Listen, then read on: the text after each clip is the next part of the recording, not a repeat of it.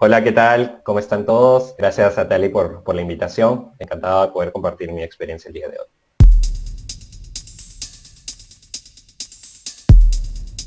En América Latina, por ejemplo, tenemos, digamos, diferentes grupos que podemos encontrar en la parte desde Centroamérica hasta América del Sur finalmente, pero son equipos que la característica particular que nosotros podemos ver que es más que todo grupos voluntarios. Estas organizaciones que existen o existieron, porque algunas también ya no continúan o han pasado a tener otro tipo de dinámica de trabajo, han sido por lo general lideradas por personas de la academia o un poco desde también el mundo del emprendimiento, pero siempre como algo voluntario. Entonces, en América Latina ese ha sido siempre nuestro desafío, al igual que uno puede encontrar en todo este mundo de lo que son los makers, que también hacen muchas cosas, hackean cosas, fabrican cosas, pero el tema está, si yo quiero llevar este concepto que hasta cierto punto también tiene un poco de altruismo, porque es básicamente ayudar con este conocimiento, con las capacidades que yo tengo y que tiene mi grupo, mi comunidad. Siempre había este desafío de cómo encontrarle algún modelo para que permita que sean sostenibles justamente estas iniciativas. Y ese ha sido siempre el gran desafío que hemos tenido y que creo que muchas iniciativas en el mundo del biohacking vienen afrontando actualmente. Otro de los aspectos que también se ven dentro de las comunidades en general es el hecho de poder desarrollar tecnologías o herramientas fáciles de implementar e incluso modificar y adaptar por otras personas.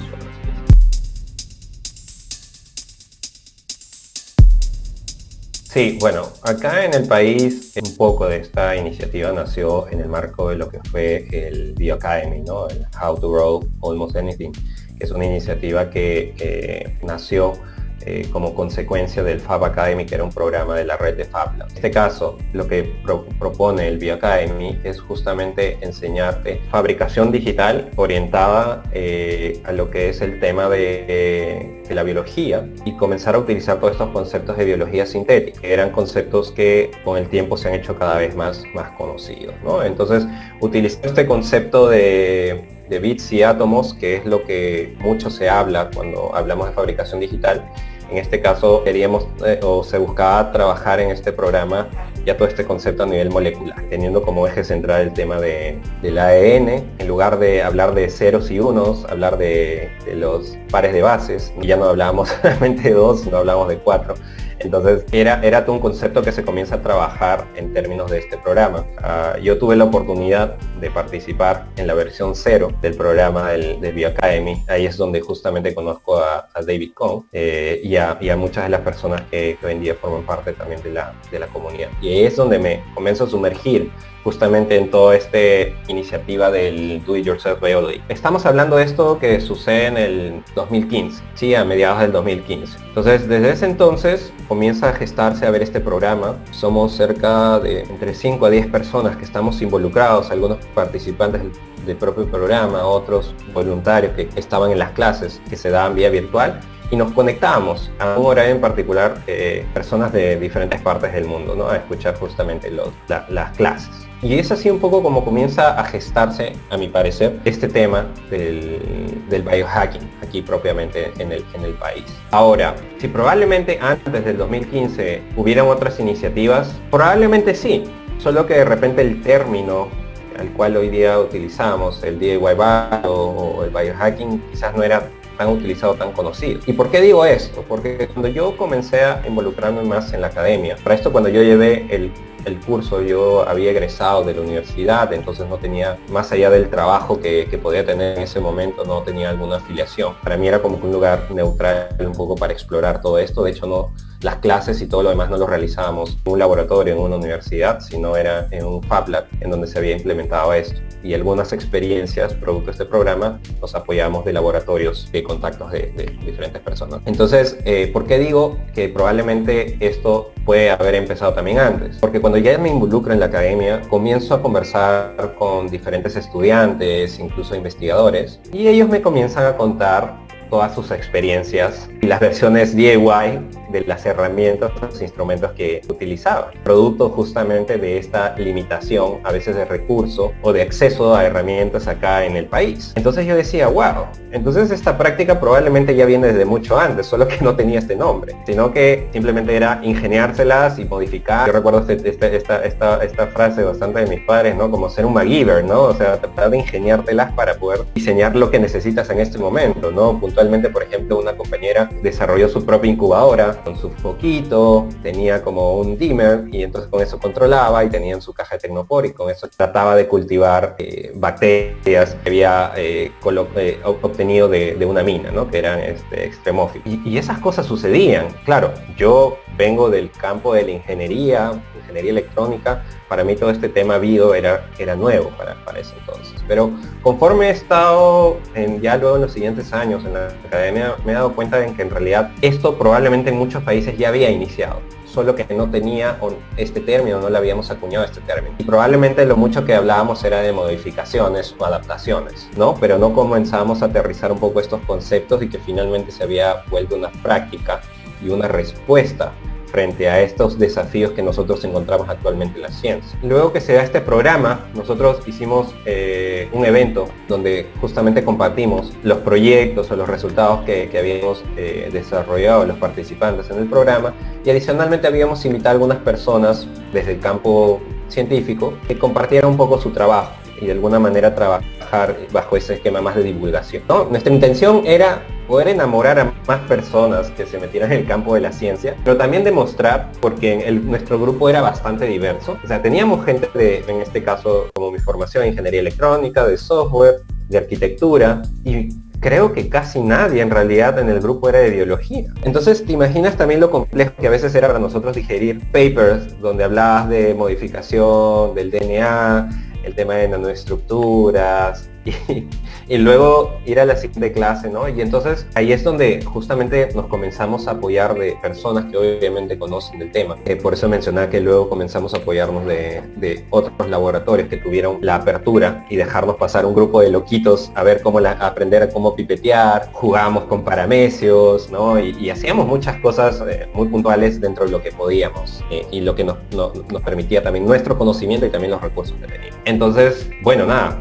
Creo que con eso comienzan a darse diferentes iniciativas. Yo empiezo con una iniciativa que se llama Biomakers Lab. Por otro lado, el Fab Lab empieza con lo que es el BioFab. Y de ahí comienzo a ver también otros ya movimientos, como por ejemplo hoy en día existe lo de UTEC, que me parece que es Biotech. Luego veo movimientos como In Situ también. Buscan un poco este concepto del do it yourself, de acercar el tema de la ciencia a las personas mediante talleres, justamente de arte en agar, por ejemplo, o arma tu propio microscopio, ¿no? Y poder mostrar un poco estos principios y demostrar a personas jóvenes, a niños, de que esto y de la ciencia es algo que está al alcance de ellos y que tampoco no es algo que está orientado solamente a cierto grupo de personas, ¿no? Entonces, de estas últimas iniciativas que te hablo son iniciativas que nacieron entre el 2018 y 2019, o sea, te hablo de hace 1 o 2 años más o menos que comenzaron a darse. Pero de nuevo, el gran reto que hemos tenido, como ya mencionaba anteriormente, aquí en el país, es que muchas de estas iniciativas o parte de estas prácticas quedaban a un nivel solamente de voluntariado y que quizás se sostenían con algo básico que era para poder cubrir los materiales u otros gastos menores para hacer este tipo de actividades.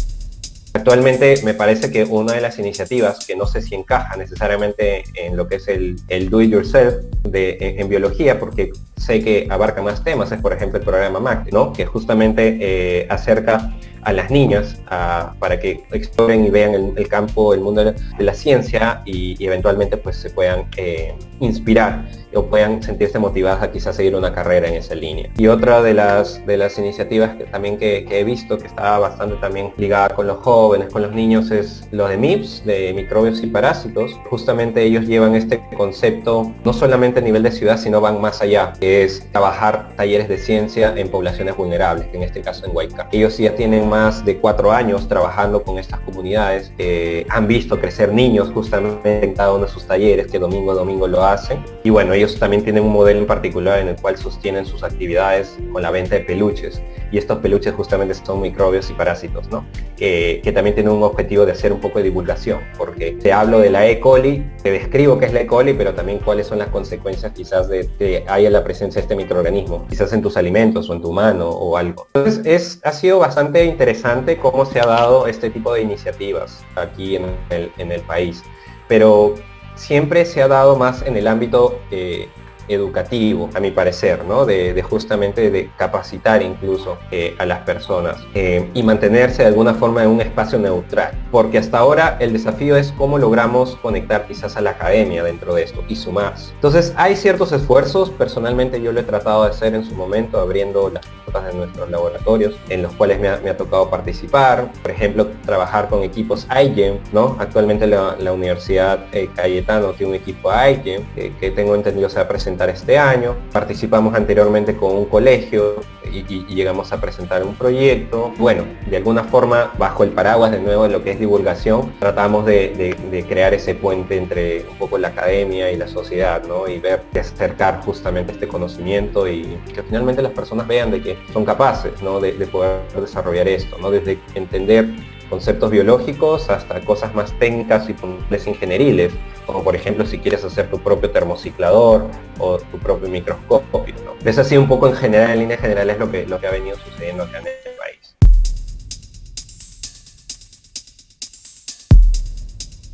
De nuevo, ante este desafío de conseguir un modelo que nos permita darle sostenibilidad a estas iniciativas, es que muchas veces vemos como pequeños, yo le diría como pequeños chispazos de lo que es la comunidad Do It Yourself Biology aquí, ¿no? en el país. Y yo ahora te estoy hablando solamente de lo que sucede aquí en Lima. Si comenzamos a ver probablemente en otras regiones, nos vamos a dar cuenta que probablemente también hay más grupos y más personas ya vienen haciendo cosas, han venido haciendo cosas y adaptando, ¿no? Como es el caso de la iniciativa que ustedes tienen también, que es muy probable que han estado utilizando mucha de esta filosofía, estos conceptos, pero de nuevo, probablemente si no fue hasta que fueron a Boston y vieron un poco todo lo que se viene haciendo, dijeron, oye, pero nosotros hacemos algo muy similar o casi lo mismo que está en esta corriente, entonces no está tan alejado de lo que se viene haciendo, ¿no? Y entonces otro de los desafíos quizás ha sido la comunicación de lo que venimos haciendo. Y eso es el desafío que lo encontramos en todas partes, en todos los contextos, en todos los países, sean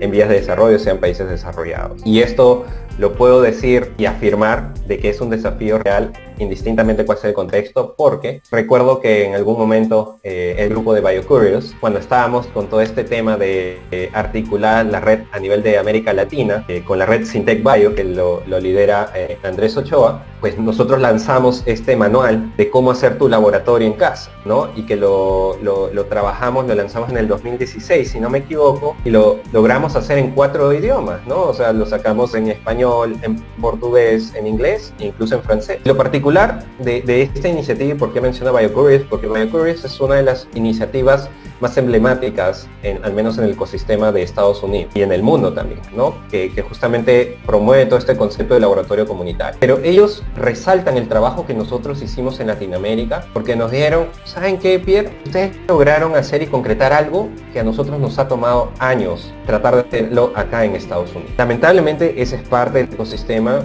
y bueno, ustedes de alguna forma se pusieron de acuerdo, se pusieron a trabajar y como consecuencia tienen el manual, que es una primera versión de algo que antes no existió, que probablemente estaba la información por muchos lugares, ¿no? Entonces lograron tratar de resumir de alguna manera o tener una información básica. A nosotros, obviamente, a mí y a todo el grupo, pues eso nos dejó satisfechos de este trabajo que habíamos hecho sin obviamente pago alguno, básicamente voluntario, porque queríamos que esta información pudiera fomentar y promover la creación de estos laboratorios comunitarios, al menos en la región, y pudieran crearse estos espacios híbridos que toman un poco de la academia y toman un poco de la comunidad, justamente para promover todos estos conceptos. Y bueno, nada, solo como anécdota contar de que muchas personas cuando, obviamente les digo que fueron traducidos al francés, pues piensan inmediatamente en Francia, ¿no? Y la verdad es que no fue así. O sea, un grupo en Camerún fue que nos apoyó justamente a traducir este documento porque ellos les interesaba poder conocer y difundir más este tipo de información y poder implementar iniciativas como las que ya tienen, que las lidera, por ejemplo, Thomas Mboa, que maneja todo este movimiento de Open Science Hardware allá en Camerún y es parte de los organizadores del Africa Science Hardware, que es justamente un evento que hacen anualmente en diferentes partes de África, ¿no? Entonces a nosotros pues de nuevo nos deja bastante satisfecho que muchas personas que hemos conocido en el tiempo nos han hablado de este manual. Esperemos, porque eso es un poco la intención, pero por diferentes motivos no hemos podido poder sacar una siguiente versión actualizada. Lo interesante es que Elliot, forma parte justamente de Spira, que es una iniciativa que promueve todo esto y es la producción de la espirulina. Él ha desarrollado en Medium esta plataforma, ¿no?, de blogs, una suerte de resumen, justamente toda la información relacionada a lo que es el Do It Yourself Biology. Y dentro de esta información que él resume también aparece el manual que trabajamos nosotros en su momento. Entonces, bueno, nada, creo que podemos decir que igual Perú ha puesto su granito de arena en parte de lo que es este movimiento a nivel regional, a nivel global, pero tenemos aún ese desafío nosotros como país y como comunidades que nos encontramos acá en el país de poder ver cómo podemos articular mejor esto y poder de alguna manera reactivar, creo, esta capacidad que ya está, que es solamente ver cómo organizarla y adicionalmente esto poder comenzar a ver qué modelos finalmente funcionan, ¿no? Y de repente a algunos ya les funcionan y poder aprender de otros y ver, oye, de qué manera se puede hacer. Al menos yo personalmente lo que estoy siempre involucrando dentro de mis actividades es justamente cómo lograr que desde la academia misma yo pueda articular iniciativas justamente que generen esa apertura para cualquier otro tipo de iniciativas, ¿no? Y solo por darte un ejemplo, pues he trabajado pues bastante con la iniciativa justamente de MIMS, ¿no?, en donde hemos podido dar algunas charlas de manera conjunta. Algunos de nuestros trabajos también que hacemos en la universidad van orientados con este concepto open source o de hackear algunas cosas que tenemos también internamente como herramientas para justamente aplicaciones en el campo biológico. Entonces hemos tratado un poco de colaborar en ese aspecto y creo que también por ahí va el camino, ¿no?, que podríamos seguir acá en el país. De que la academia de alguna forma comienza a colaborar con los diferentes emprendimientos, iniciativas, y creo que finalmente bajo la filosofía de lo que es este movimiento social, creo que es un paraguas perfecto para colaborar y ambos aprender y finalmente vernos beneficiados ambas.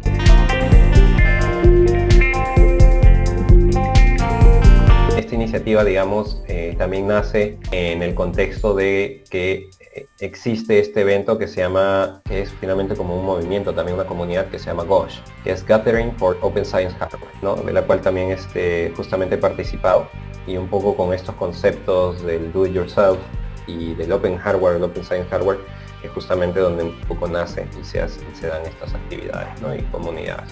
Y eso es lo que hoy en día, por ejemplo, podemos ver en Camerún, en Ghana, que se viene haciendo y que están justamente trabajando para poder democratizar de nuevo este tipo de soluciones. Y es lógico, si se desarrolla en condiciones de recursos limitados, obviamente y se documenta bien y se siguen ciertos protocolos y vemos que funciona, tranquilamente esto puede ser reproducible y escalable, ¿no? Entonces es algo muy interesante que se viene haciendo, por ejemplo, en África y que tranquilamente podemos extrapolarlo. Ahora, de nuevo, el desafío está con quienes creas alianzas, con quienes un poco te tratas de sumar para justamente empujar estas iniciativas. Creo que los ánimos, las ganas, las intenciones hay. El tema es ver un poco cómo poder manejarlo de una forma que de nuevo, ¿no?, todas las personas involucradas se beneficien.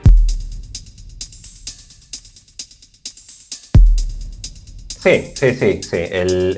La licencia que utilizamos es de Creative Commons. Entonces, tranquilamente cualquiera lo puede distribuir, lo puede imprimir. Obviamente lo ideal no sería que lo vendan. Sí, de hecho hay dos versiones. Hay una versión light, que es básicamente como un archivo de Word, ¿no?, pero es un PDF. Y hay la versión como que podríamos decirlo más elaborada, que es en donde nos apoyó una diseñadora gráfica un poco a darle color, ¿no?, y trabajar un poco los formatos, las fuentes y todo para esto, ¿no? Entonces, por las personas que estuvimos participando, no logramos cubrir todo lo que nos hubiera gustado, por ejemplo, en términos regulatorios.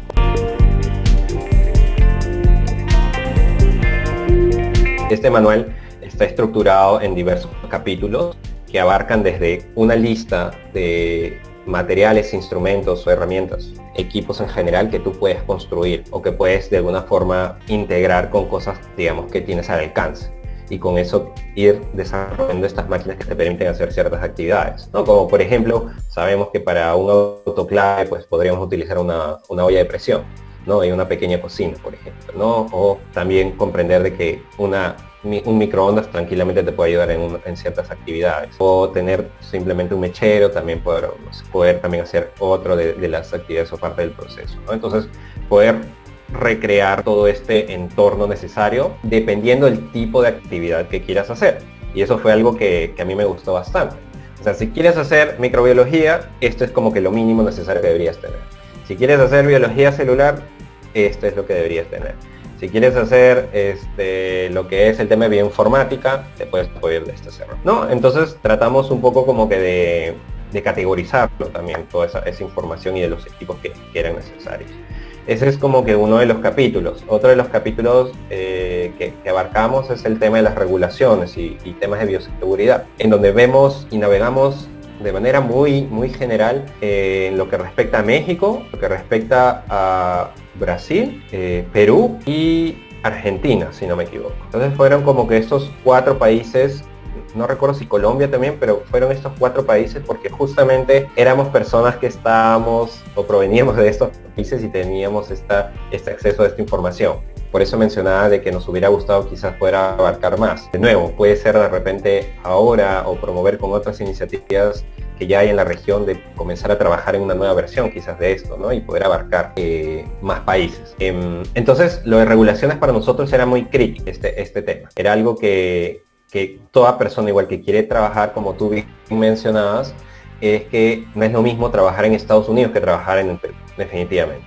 Todo el marco regulatorio, todas las normas y el hecho de que probablemente también nos vayan a sancionar por hacer ciertas prácticas es diferente, y eso es algo que tenemos que comprender, y las personas que deseamos hacer algo también debemos comprender. Y esto es algo que me gusta bastante con todo este movimiento, que finalmente no se trata de que yo hago lo que quiero, ¿no? Porque si yo hiciera lo que quiera, probablemente estoy poniendo en riesgo a las otras personas, a mi misma comunidad, sino que también soy consciente de lo que estoy haciendo y obviamente tomo las precauciones del caso para hacer las cosas lo más seguros posible, no hacerme daño yo, no hacer daño a las personas que viven probablemente conmigo o a las personas que están a mi alrededor, ¿no? Y el hecho de la transparencia es algo, creo, clave dentro de todo esto. Entonces, por eso es que a veces cuando las personas también me mencionan este tema del biohacking y el bioterrorismo y todo esto, le digo, miren, o sea, hacer patógenos o herramientas biológicas no es fácil, en primer lugar. Y segundo lugar, que la mayoría de cosas que hacemos nosotros, pues generalmente las compartimos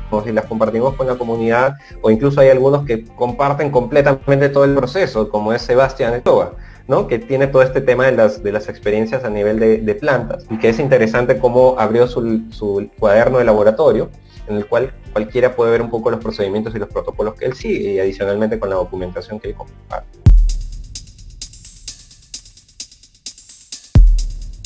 Bueno, el tema de la regulación y la bioseguridad es algo clave, ¿no? Y eso es algo que yo aprendí bastante de lo que se hacía en Estados Unidos, porque recuerdo que, por ejemplo, cuando habían este tipo de eventos, tranquilamente el FBI o gente de la CIA podía estar presente probablemente por justamente estos riesgos o este temor, que hasta ahora los tienen, y nosotros lo vemos cuando Josias y Dowding hacen cosas.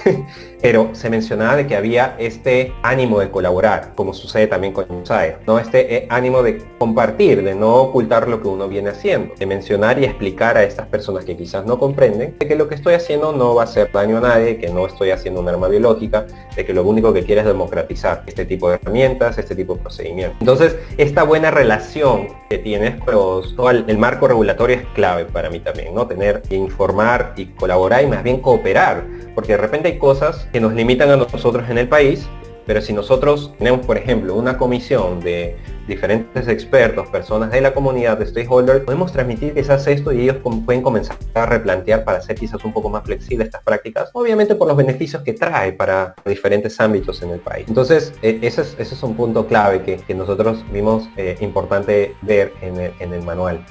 Otro de los aspectos fue el tema de cómo creas una comunidad, ¿no? Cómo justamente comienzas a trabajar con las personas, cómo haces aplicas estas capacidades de liderazgo que son necesarias tener en un equipo para poder comenzar a construir una comunidad, ¿no?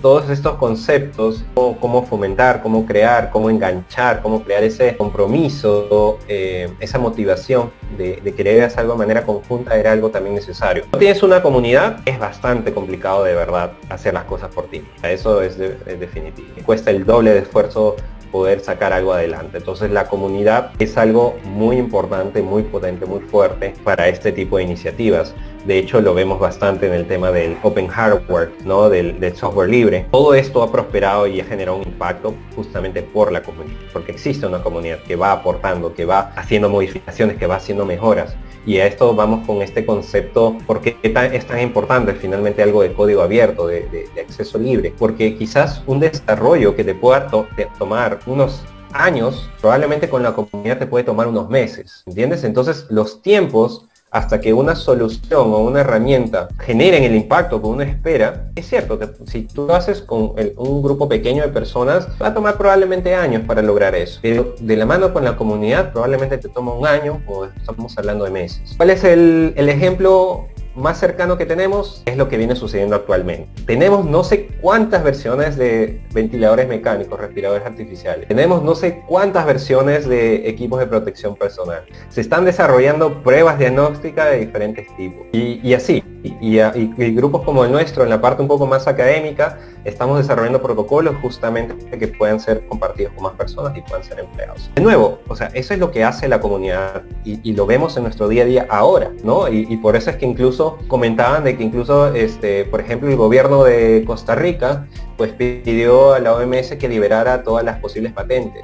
Por eso es que tenemos grupos en el Reino Unido que tienen una petición, una iniciativa para justamente comenzar a desarrollar tecnologías en el marco de lo que es la pandemia y que todas sean libres de patente, ¿no? Porque justamente estamos viendo de que debemos comenzar a un poco replantear cómo desarrollamos, cómo usamos estas tecnologías, las tecnologías en general, en este caso puntualmente las médicas, las sanitarias, y cómo podemos de alguna manera lograr que las personas se apropien de este conocimiento, de esta tecnología y puedan finalmente utilizarlas para ayudar a las personas. Entonces la comunidad es un componente muy, muy importante para todo esto. Y luego el último punto, como ya mencionaba anteriormente, el tema de la sostenibilidad. ¿Cómo logramos esto? Esto es algo que finalmente nosotros hemos dado algunas recomendaciones en líneas generales, pero lo principal que pudimos plantear en este manual fue los financiamientos y las agrupaciones que podrían ayudar a poder llevar el tema del emprendimiento a otro nivel, ¿no? Entonces mencionamos, por ejemplo, la Asociación de Emprendedores de América Latina y hay asociaciones de emprendedores en diferentes países, de repente trabajar en el marco de Alianza del Pacífico, Mercosur, y darle otra forma a esto, ¿no? Entonces hoy en día encontramos obviamente emprendimientos que siguen una línea más de generar algún tipo de negocio utilizando estos conceptos que ya he mencionado, pero por otro lado también tenemos emprendimiento social, ¿no? Y que cada uno tiene un modelo diferente y particular en el cual opera y que ambos son válidos y creo que suman dentro de esto. Entonces eso es un poco en líneas generales lo que vas a encontrar en este manual y que como mencioné esperemos poder tener una siguiente versión más adelante. Bueno, muchas gracias por la invitación, de verdad siempre es un placer poder compartir lo que se viene haciendo a nivel local, a nivel regional. Creo que tenemos mucho potencial, de nuevo es cuestión de organizarnos, de trabajar juntos, colaborar, eso es como que lo más importante, es lo que debemos hacer ahora, sobre todo en este tiempo. Y otra de las herramientas que nos van a permitir justamente articular todo esto es la información. Y esta información, la transparencia, el hecho que puedan acceder todos a ella va a ser muy importante para nuestras iniciativas, comunidades en general. Así que nada, de nuevo agradecer por esta entrevista y hasta una siguiente oportunidad. Gracias.